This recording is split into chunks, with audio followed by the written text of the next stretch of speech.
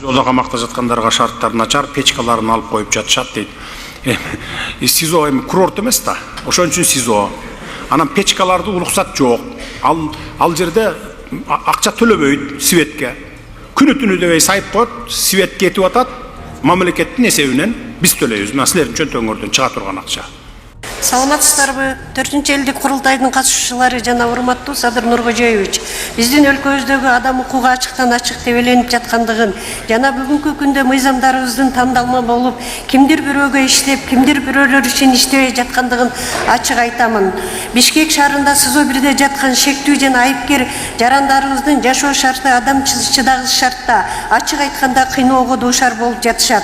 Сотко чыга турган күнү таңкы саат 6да аларды тизип, ошол бойдон тамак бербестен сотко алып келет. Сотко алып келгенде конвойдогу аскер кызматкерлери өздөрүнүн ички эрежелерибиз бар дешип, ооруган адамдарга бир кашык суу бербестен зар какшатышат. Ооруган адамдар суу ичип, дары ичкенге мажбур. Бирок бул нерсе эч кимди кызыктырбайт. Мейли алар күнөөсү боюнча соттолушсун. Бирок Кыргыз Республикасынын толук кандуу жараны болгондуктан адамча жашоого алар да укуктуу эмеспи? Ошондой эле аларга тамак киргизүү үчүн ата-энелери да таңкы саат 6дан баштап кезекке турушат. Күндүн ысыгында 5-6 саат кезекте туруп, алып келген тамактары ачып баратты. Бирок ошол ачыган тамактар СИЗОго кирип жатты. Бүгүнкү күндө болсо күндүн суугуна карабастан аларга ата-энеси тарабынан киргизилген печкалар бүгүнкү күндө ошо конвойлор аркылуу ушул печкалардын бардыгы алынып, азыркы учурда алар үшүп жатат экен. Бул дагы кыйноо деп баалаймын. Ушул жака урматтуу президент көңүл буруп койсоңуз жана ошондой эле мунапс мыйзамында карап берсеңиз. Карабаева Айсалкын райымына Ош шаары дейт, Ош шаарынан келген экен. СИЗОда камакта жаткандарга шарттар начар, печкаларын алып коюп жатышат дейт. СИЗО эми курорт эмес да. Ошон үчүн СИЗО. Анан печкаларды уруксат жок. Ал жерде акча төлөбөйт светке. Күнү түнү дебей сайып коет, свет кетип атат. Мамлекеттин эсебинен биз төлөйбүз. Мына силердин чөнтөңөрдөн чыга турган акча. Өзүнүн ичиндеги жылуулугу жетет аяга. Мен деле бир эмес 2 жолу камалып чыктым, бирөөндө 9 ай жаттым, экинчисинде 3,5 жыл жаттым. Эч жалоба эттимби бирөөнө? Эткен жокмун.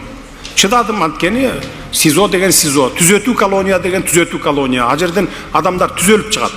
Мурда бузулуп чыкчу, азыр эми мындан ары түзөлүп чыгат. Көрүп атасыңарбы интернетте кандай режим кирип, кандай тартипке келип калган түрмөлөрдүн ичи. Бүт тартипке келтиргенбиз. Азыр мурда элдерден кыйнап акча алып, үй бүлөсүнөн тамак киргиздирип, ушинтип атчу эмес беле? Араңарда эми болсо керек, тууган уруктар, жакындарыңар мисалы. Азыр кайра наоборот үйүнө акча берет мына. Иштеп, завод, фабрикалар, тигүү цехтери, жана башка тоок фермалары ичинде иштеп атат. 3 маал тамагы бекер, кийими дагы бекер. Мурда мына мен отурганда баягы чокойлордо жана неме го, каучуковый чокой бар го деге, тапчка.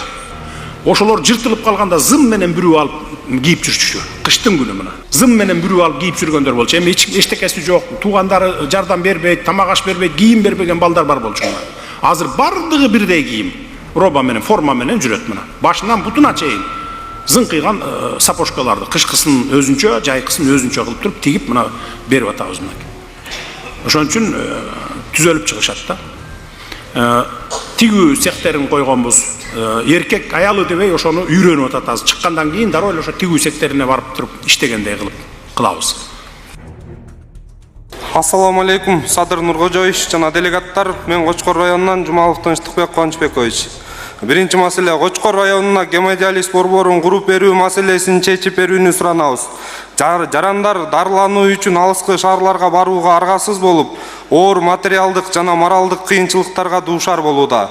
Гемодиализ борборун ачуу менен жүздөгөн адамдарга бир топ чоң жардам болмок. Гемодиализ боюнча мен кече күнү дагы ошо деге саламаттык сактоо министрин кабыл алып сөз болду эле бул боюнча. Мен келген кезде бийликке 2000 гемодиализде бөйрөгүн дарылатып жаткандар болгон. 2000ден аз ашыгыраак болуш керек эле. Жарымы өзүлөрү төлөйт эле, жарымын мамлекет каржылайт эле. А өзүлөрү төлөгөндөр только ошол бөйрөгүнө иштейт эле. Таксовать этеби, башка кылабы, черезден бир жумада алганы бар, күндө алганы бар, $100 төлөп ошону жатат эле да. Анын барын мамлекеттин эсебине өткөрүп койгонбуз. Мамлекеттин эсебинен каржылайбыз. Азыр өзү төлөбөйт бөйрөгүн. 4000ге чыгып кетиптир бүгүнкү күндө мына. 4000'e, göçө мага министр айтты, 4000'e чыгып кетти дейт. Бул деген сөз 3,5-4 миллиард сомдун тегерегинде бюджеттен акча кетип атат деген сөз. Эмне үчүн мен бекер кылдым элем? Кстати, бияктан Бишкекте 2 жерге бөйрөк алмаштырган, боор алмаштырганды ачтык, билесиңер, кабарыңар бар. Түрк больницасынан, анан биздин өзүбүздүн госпиталдарга. Бөйрөк алмаштырып келет элем, мага акча жардам бериңиз деп, мага кайрылган 1000 деген кишилер болгон. Момундай кагаз толтура жатат эле.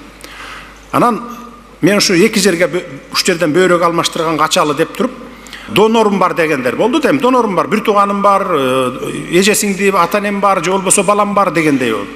Анан аштырып туруп, анан кийин мына 30.000, 40.000 сурабайлы ғой, менден силерге мамлекет төлөп берели, бекер төлөп берели деп 7,5 миң, 8 миң доллар болот экен. Бай расходтору, бөйрөктүн дары-дармеги расходу, ошону төлөп берели дедик. Мына деп туруп ачып бердик элек, болгону бүгүнкү күнгө чейин мына уже 2 жылдан ашып кетти. 37 эле дедиңиз, кечө мага 37 эле киши бөйрөк алмаштырыптыр мына. Карасаңар мына. Эн атам берет, балам берет, анан таяка жээним берет бөйрөгүн дегендер мына бербей атат мынакей. Ошон үчүн айтар элем, мен баягы булар бөйрөгүн алмаштырып больницадан чыгып кетсе, ошондо бир кишиге 15 миң доллар расход болот жылына.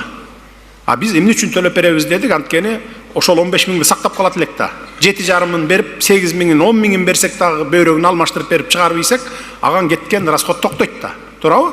Эмдиги жылкы, аркы жылкы, анын аркы жылкысы. А бизде тескерисинче көбөйүп атат. Ошону баягы мындай бир закон бар да бизде. Жакын тууганы гана берсе болот деген. Ушуну куругун таяка жээндерине дагы мындай көбөйтсөкпү деген сунуштар түштү. Минздравтан аны эми депутаттар менен кеңешип көргүлө дедим. Макул болсо элге талкууга чыгаргыла, депутаттар менен кеңешип кабыл алсаңар болот деп.